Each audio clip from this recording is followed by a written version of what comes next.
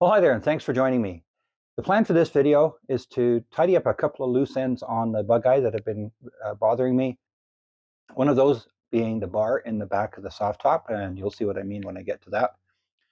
And I wasn't 100% happy with the plug and wiring I did on the bonnet, so I'm going to address that as well. And once that's done, I'm just going to give you a heads up on what's going to be happening in the next couple of weeks here.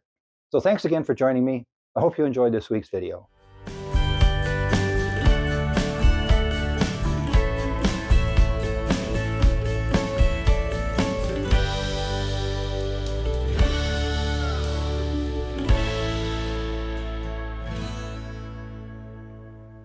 Well, one of the things I'm going to look at is something that's been kind of bothering me on the top.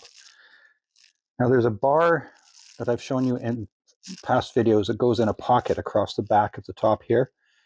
And it looks to me as if it's not quite the correct shape.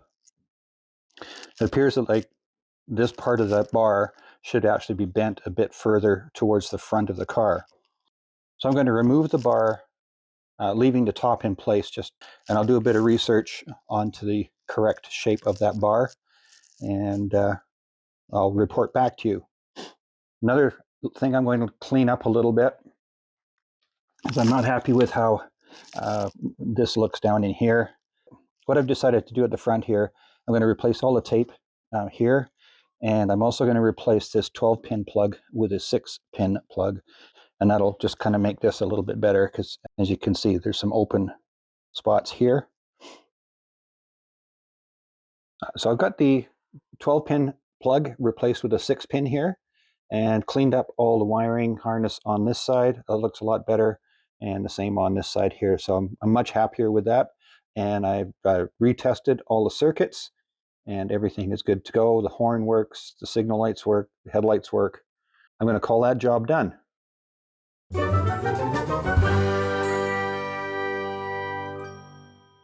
Well, I've made my template up of the end of the bar that goes in the back. It's 3/4 of an inch wide. It's about, I don't know, 3/32 to 1/8 of an inch thick. I suspect that this may actually be the bar that goes in the roof of a earlier Sprite with the 9-stud fitting across the top of the windscreen. What I may end up doing, though, is just bending this in this area here so that this point comes back about 3/4 of an inch, so it doesn't want to poke out of the top, as I showed you a little bit earlier. As I said, I'll do some research on this, and I'll post an update when I have one available.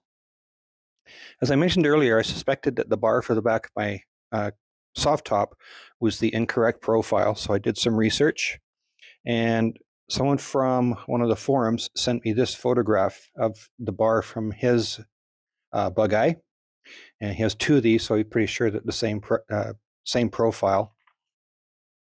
And if I just lay this over here and line things up, you can see it has more of a curve on it, as I suspected. So I've transferred that to the sketch I did earlier. The gray line here is the profile of the bar as it is, and here's the profile of how that bar should look. And it's pretty much as I thought, would be about 3/4 of an inch back. So the challenge now is to bend this bar to get to that profile. There's 2 ways I'm thinking this could work. Is I could cut some slots in here and bend it that way and weld it back together.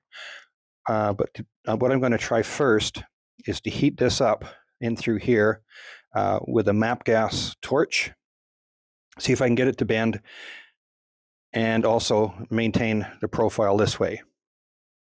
Okay, you can see I have the bar in the vise. I've got that up as tight as I can go. And this is the torch I'm going to use. Now I've cut out my template a bit so I can lay this in here to make sure that I get the right angle. And let's go from there. I'm just going to put some gloves on. And I'm just going to heat this up in through here.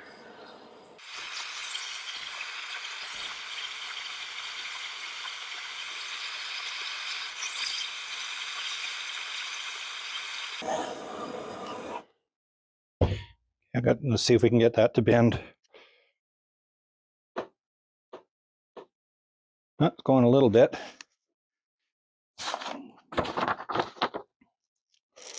Almost there.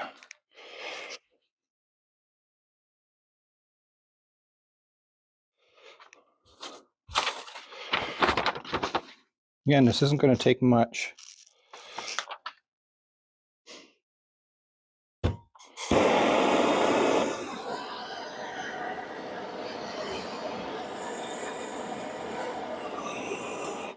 What I might do is pull this back a bit.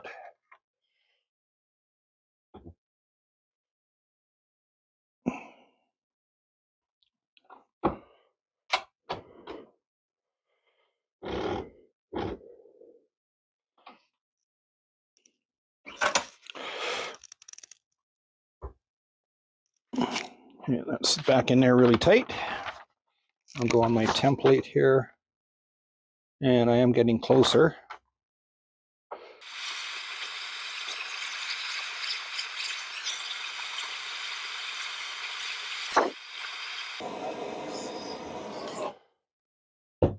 Give that another try.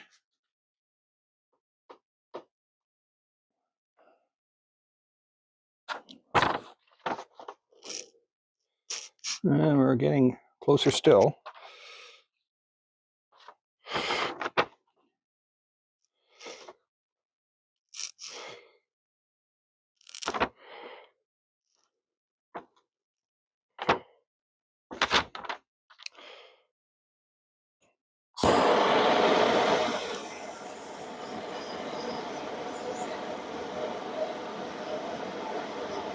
So I'm going to move this back down again to about there.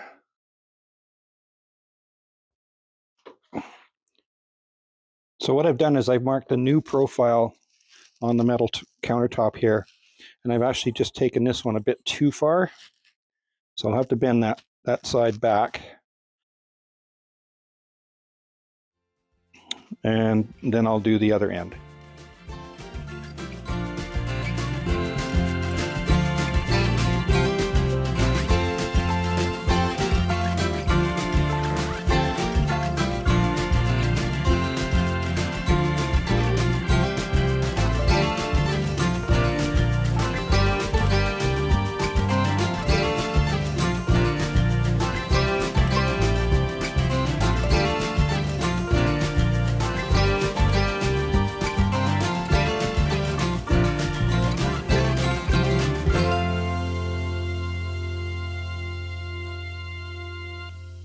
So here's, let's get that lined up. My marks. So that's that one, that end lined up. Flip it over. Get that on the edge there. And there's that one lined up. Well, here we go. I've got it onto my master template here now. And you can see where the bend now fits into where it should have been. And there's where it was originally. And there's where that is. And it's good on both ends. I'm going to call that job done. All that's left now to do is clean it up, sand it, and get a coat of paint on it. Well, just thought I'd clarify what's happening on the back of the soft tops on the early Bugeyes and the early Sprites as well. This is the bar that I was talking about, and it clips into these metal teardrops that are attached to the rear deck. And this bar actually goes in a pocket on the underside of the back edge here. And where this V is cut out, that's where the bar would come through. And that allows the whole assembly to clip over these teardrop connections. Well, I've slid the bar into the pocket, and you can see where it sticks out in these little V's cut out in the top. And the whole process here is that this bar hooks onto these teardrop fittings. Well, here's the top installed with the rebent bar, and this is much better than it was before. It still seems to stick out a little bit, so I may just rebend those a bit further so they don't come quite as tight here. It's a little bit more obvious on this side over here. So I think I might just pull that out again, heat it up a bit more, and just bend it a bit more to alleviate that stress on the top. Other than that, it's definitely a vast improvement. So what I'll do is I'll pull this out in a bit here, rebend particularly that one end, and I'll show you the result in a later video. Well, now that I've got the Bugeye to bed, I've got those last couple of things that were bothering me fixed up with the bar in the top and the wiring at the front. I've got some time now to get my garage reorganized. May not look bad, but I've got a lot of things sitting where they shouldn't be, and after 3 years of working on the Bugeye, things have got a little out of hand for my liking. So the next couple of weeks is going to be spent reorganizing and getting rid of what we don't need and that. I'm going to break it down into 3 zones. I'm going to start with this wall over here. I think I'm going to build another set of shelves like this one so I can put the golf clubs on there, jack stands, and all that. Tidy up my wood pile, get rid of one of the lawnmowers, and redo the rack for the garden implements. I might just move things down. The other side, I've got my summer tire stack over here. I think that'll stay where it is. But I've got a lot of organizing to do along the top here. And speaking of tops, that's going to be the next project for the Bugeye, is the hard top up there. I have my trolley to sort out whether I'm going to keep that or not. And between some of these bins here, that box on the floor over there, there's a bunch of Bugeye parts that I've got to decide whether I want to keep or sell. And then underneath here, so we had a whole bunch of toys and stuff like that. I think we're going to clean that out and repurpose this corner or this shelf. Now, but the shelves themselves are actually out of an old Canadian Tire store here that changed their shelving system. And I got about 80 of these 3x1 foot metal shelves for about 25 cents a piece quite some time ago. Then I just picked up some 3/8 OSB, bunch of nuts and bolts, and assembled that to go together. I did set it up with holes every 3 inches apart here, so I can adjust the shelves a little bit as needed. But as you can see, it's a little disorganized at the moment. I even have to organize my toolbox. I've got storage all across the top here, and that. So that's going to be one zone as well across here. And then this end with the workbench, the filing cabinet. It's got manuals, electrical stuff, power tools, sandpaper. I have a auxiliary air tank to hook up. And then the last area is going to be the attic space up here. I'm going to go through and see if there's stuff that's just been sitting there that we're keeping just in case. I don't think that case will ever arrive. So that's what's going to be happening next in the Econobox garage. And I hope you'll join me for the process over the next couple of videos. Well, that's a wrap for this video. Thanks for joining me. If you have any suggestions or ideas on garage organization, just be sure to leave them in the comments section below, or to drop me an email at the address I'll put at the bottom of the screen here, and that will also be in the description of the video below. If you missed last week's video, I'll put a link up in the top corner for that. And if you'd like to see where we started this whole project, I'll put a link to a video in the bottom corner. So please be sure to check on those. If you enjoyed the video, please be sure to share it with your friends.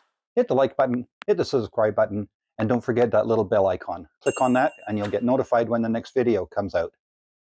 My name is Ian. This is the Econobox Garage. We'll see you next time.